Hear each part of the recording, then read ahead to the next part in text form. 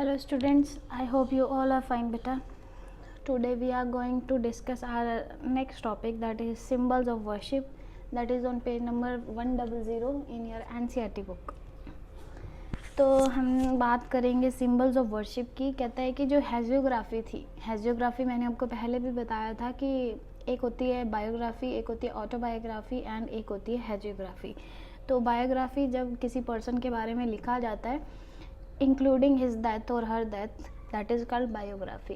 Autobiography means जब एक person खुद के बारे में लिखता है तो उसमें जो है डेथ पार्ट नहीं लिख पाता, दैट इज़ कॉल्ड ऑटोबायोग्राफी। यानी जब एक पर्सन खुद के बारे में लिखता है तो उसे हम ऑटोबायोग्राफी कहेंगे। अब बात करेंगे हेजियोग्राफी की। हेजियोग्राफी एक ऐसी ग्राफी होती है जिसमें हम मोंक्स या नन्स या हम कह सकते हैं सेंट की बायोग्राफी को डिफाइन करते हैं, दैट इज़ कॉल्ड हेजियोग्राफी। तो हेजियोग्राफी के अकॉर्डिंग जो बुद्धा ने एनलाइटमेंट हासिल की थी वो एक ट्री के अंडर की थी। यानी बुद्धा को जब एक पूरे वर्ल्ड का या एक लाइफ का जो सीक्रेट था जब उन्हें पता चला तो वो एक ट्री के अंडर बैठे थे और वो पीपल का पेड़ था, वहाँ उन्हें एनलाइटमेंट गेट हुई थी, प्राप्त हुई थी। तो कुछ ऐसे पहले टाइम के ऐसे स्कल्पचर्स हैं, हम स्तूप की बात कर रहे हैं तो स्तूपों में ऐसे स्कल्पचर्स हैं जहाँ पर बुद्धा को ह्यूमन फॉर्म में डेफिनेटली प्रेजेंट नहीं किया गया बल्कि उनकी प्रेजेंस को फील करवाया गया। कुछ ऐसे सिंबल्स थे जिन सिंबल से क्या किया गया, बुद्धा की प्रेजेंस को फील किया गया और उन सिंबल्स की क्या की जाती है, पूजा की जाती है, वर्शिप की जाती है, जो कि हमारा आज का टॉपिक भी है, सिंबल्स ऑफ वर्शिप। तो हमने क्या बात की कि एग्जैक्ट बुद्धा की प्रेजेंस को यानी बुद्धा की बॉडी को या बुद्धा के ह्यूमन स्ट्रक्चर को नहीं दिखाया गया किसी भी स्कल्पचर्स में, लेकिन कुछ सिंबल्स थे जिनसे ये पता चला कि यहाँ पे बुद्धा की प्रेजेंस को फील किया गया था। हिस्टोरियंस का ऐसा मानना है। तो हम कुछ पिक्चर्स की बात करेंगे, जो पिक्चर आपके 100 पेज नंबर पे दे रखी है उनकी बात करेंगे। तो फर्स्ट पिक्चर जो है वो राइट साइड बॉटम, उस पेज के राइट साइड में बॉटम पे है और वो जो पिक्चर है वो ट्री की है। किसकी है? ट्री की है। जो ये पिक्चर है मैं इसे एनलार्ज करके दिखाती हूँ। तो ये फर्स्ट पिक्चर है ट्री की, यानी जो आपके पेज है एनसीईआरटी बुक का पेज है उसकी बॉटम में राइट साइड पे ये पिक्चर डिफाइन की गई है। तो इसमें देखो बुद्धा को ह्यूमन फॉर्म में डेफिनेट तरीके से नहीं दिखाया गया बल्कि बुद्धा की प्रेजेंस को फील करवाया गया। कैसे फील करवाया गया इसके बारे में हम डिस्कस करते हैं।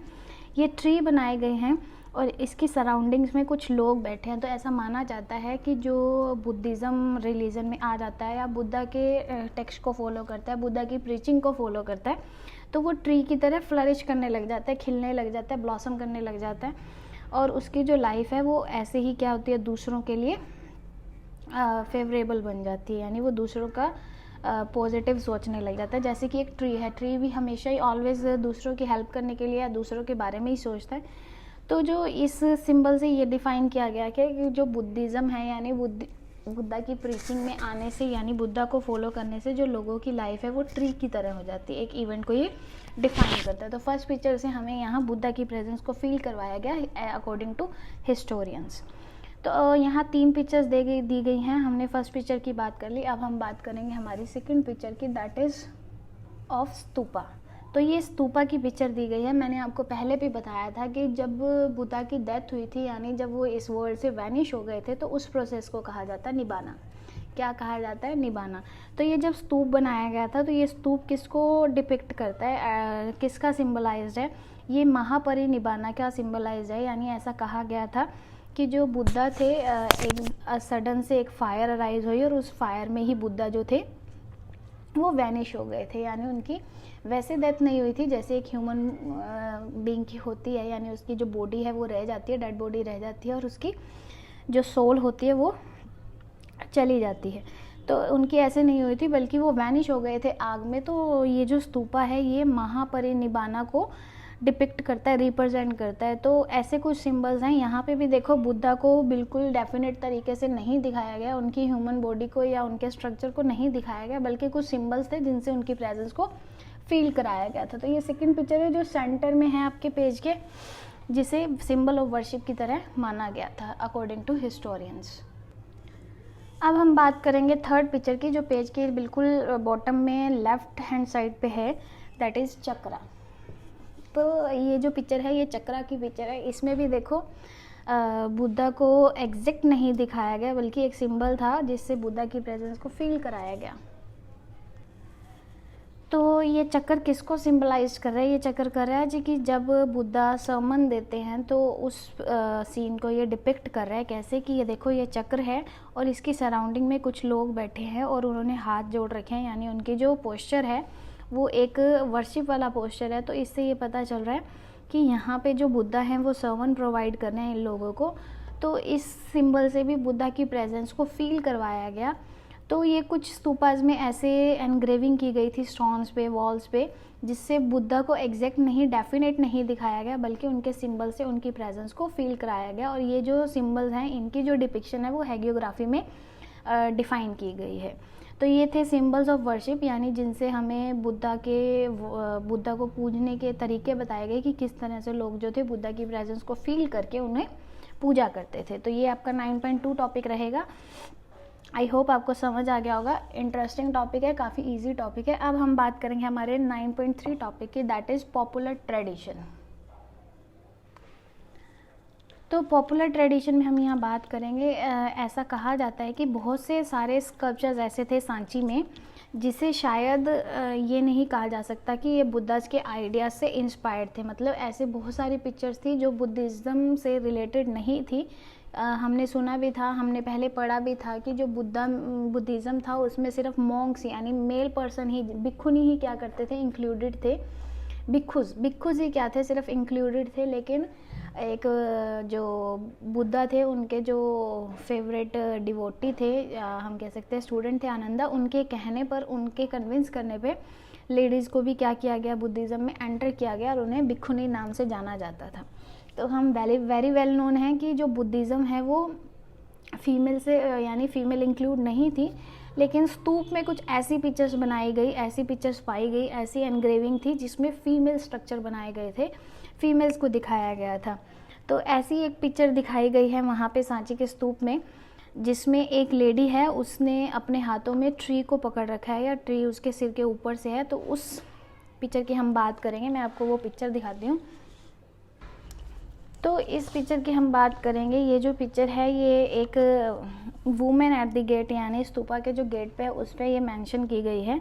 तो ये जो पिक्चर है ये बिल्कुल भी बुद्धिज़्म आइडिया से रिलेटेड नहीं है, बुद्धिस्ट आइडिया से रिलेटेड नहीं है। ये जो पिक्चर है इसमें एक ब्यूटीफुल वुमेन है swinging from the edge of the gateway, जो गेटवे के एज पे स्विंग कर रही है, झूल रही है, holding on to a tree, और उसने एक ट्री को होल्ड कर रखा है। तो ऐसा माना जाता है कि ये जो पिक्चर है ये किसको डिपिक्ट कर रही है, यानी क्या बता रही है। तो एक संस्कृत में एक डिफ़ाइन की गई थी बात।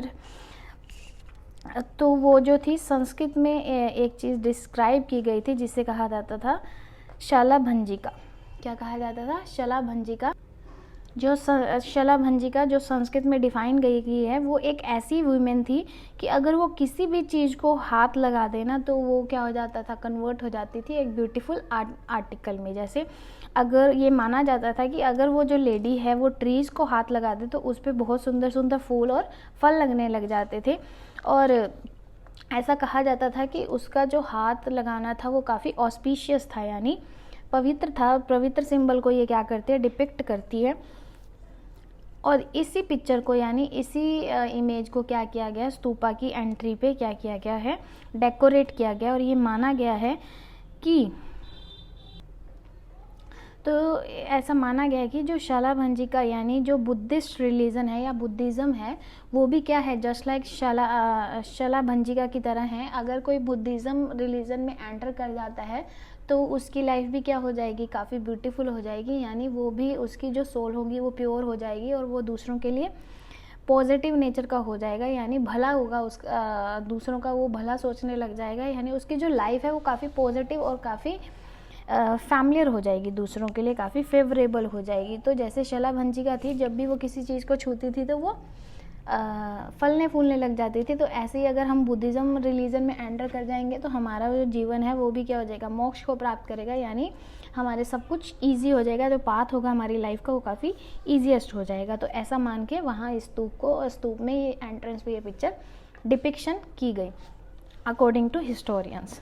तो बहुत सारी पिक्चर्स ऐसी थी जिसमें एनिमल्स को पाया गया, और मेनली जो एनिमल्स थे वो कौन कौन से थे, एलिफेंट्स थे, हॉर्सेस थे, मंकीज थे एंड कैटल्स थे। तो ये जो एनिमल्स हैं वो जताकास के बारे में बताते हैं, यानी जताका जो एनिमल स्टोरीज को डिपिक्ट करते हैं। तो सांची में ये जो एनिमल्स बनाए गए वो इसी वजह से बनाए गए, यानी एनग्रेविंग जो की गई इसी वजह से की गई, जताकास को वो डिपिक्ट कर रहे थे। मेनली जो यहाँ पे एनिमल सबसे ज़्यादा बनाया गया दैट इज़ एलिफेंट्स। कौन से जानवर को सबसे ज़्यादा बनाया गया, एलिफेंट को सबसे ज़्यादा बनाया गया। और ये कहा गया कि एलिफेंट को क्यों बनाया गया, क्योंकि वो स्ट्रेंथ और विजडम को सिग्निफाई करता है। तो एलिफेंट के पिक्चर्स किस चीज़ को डिपिक्शन दे रही है, स्ट्रेंथ और विजडम को डिपिक्ट कर रही है। तो ये कुछ पॉपुलर ट्रेडिशंस सांची स्तूप में यूज़ किए गए थे। कौन कौन से, एक तो शलाबंजी का, एक कुछ एनिमल्स की पिक्चर्स जो जताकास को डिपिक्ट कर रही थी। तो अब हम बात करेंगे नेक्स्ट पिक्चर की, जो 102 पेज नंबर पे है, जो गजालक्ष्मी की पिक्चर है। और ये जो पिक्चर है इसमें क्या डिफाइन किया गया, एक फीमेल गॉडेस है, यानी एक गॉडेस है जिसकी सराउंडिंग एलिफेंट्स के द्वारा है, और जो एलिफेंट्स हैं वो उसके ऊपर वाटर शॉवर कर रहे हैं, स्प्रिंकल कर रहे हैं वाटर ऑन हर हेड। तो और ऐसे लग रहा है कि जैसे वो अभिषेक वगैरह कर रहे हैं। अभिषेक आप समझते ही हैं, कंस्क्रेशन। तो ये भी क्या है, इसके बारे में भी जो बुद्धिस्ट रिलीजन है, बुद्धिज़्म फॉलो नहीं करता, लेकिन कुछ फिर भी ये क्या है, ऐसी पिक्चर्स वहाँ पे डिपिक्ट की गई। तो ये जो पिक्चर है इसमें एलिफेंट्स हैं और एक गॉडेस है और लोटस की सराउंडिंग में ये बैठी है। तो ऐसे माना गया अकॉर्डिंग टू हिस्टोरियन कि जो या तो ये गजालक्ष्मी की फ़ोटो है या फिर ये कि कौन है, बुद्धा की मदर हैं, जिन्हें कुछ हिस्टोरियंस ने ये बात डिपिक्ट करके बताई कि उन्हें लग रहा है कि यहाँ बुद्धा की मदर है जो बैठी हुई हैं। और कुछ हिस्टोरियंस ने ये कहा कि ये गजालक्ष्मी है, और जो गज हैं यानी जो हाथी है वो क्या कर रहे हैं, पानी स्प्रिंकल कर रहे हैं, यानी अभिषेक कर रहे हैं उनका। तो कुछ ऐसी पिक्चर्स की स्तूप में वहाँ डिपिक्शन की गई बाय हिस्टोरियंस। अब हम नेक्स्ट पिक्चर की बात करेंगे, जो पिक्चर है अ सर्पेंट एट सांची, यानी कि ऐसी पिक्चर जिसमें स्नेक्स बनाए गए हैं। तो सांची के स्तूप में ऐसी भी काफ़ी पिक्चर्स हैं जो सर्पेंट पिक्चर है, यानी सर्पेंट एंड सांची, ऐसी पिक्चर जिसमें स्नेक्स बनाए गए हैं। और इन स्नेक्स की पिक्चर से काफ़ी जगहों को सजाया गया, डेकोर किया गया, एडॉन किया गया है। एक आर्कियोलॉजिस्ट हुआ करते एक हिस्टोरियन हुआ करते थे, जेम्स फर्गसन नाम के। उन्होंने ये कहा कि ये जो सर्पेंट और ट्रीज़ वगैरह की पिक्चर्स बनाई गई हैं सांची में, ये बुद्धिज़्म से रिलेटेड नहीं है, क्योंकि उन्होंने जब ये हिस्टोरियन ने जब बुद्धिज़्म सांची साइट पे विज़िट करके उन्हें डिपिक्शन करने की कोशिश की, तो उन्होंने बुद्धिस्ट टेक्स्ट को पहले नहीं पढ़ा था, जिसकी वजह से उन्हें बुद्धिज़्म के बारे में इतना नहीं पता था, यानी इन इमेजेस के बारे में नहीं पता था। तो इस वजह से वो कॉरिलेट नहीं कर पाए इन स्तूपास में जो ये स्कल्पचर्स थे उनको और बुद्धिस्ट रिलीजन को। तो उनका ये मानना था कि ये जो सर्पेंट की जो पिक्चर्स हैं और जो ट्री है, ये अलग से ही इस तरह की वर्शिप वहाँ पे की जाती थी, इनका बुद्धिज़्म से कोई लेना देना नहीं है। तो यही टॉपिक है आपका 9.3 टॉपिक। बहुत ही इजी और बहुत ही इंटरेस्टिंग टॉपिक था आज का। आई होप आपको समझ आ गया होगा। बच्चे प्लीज़ जितने भी सोर्सेज आए हैं उसे रीड आउट करके उनके क्वेश्चंस के आंसर अपनी नोटबुक में मेंशन कर लेना, ताकि एमसीक्यू पॉइंट ऑफ व्यू से हमारा कोई भी पार्ट ना छूटे।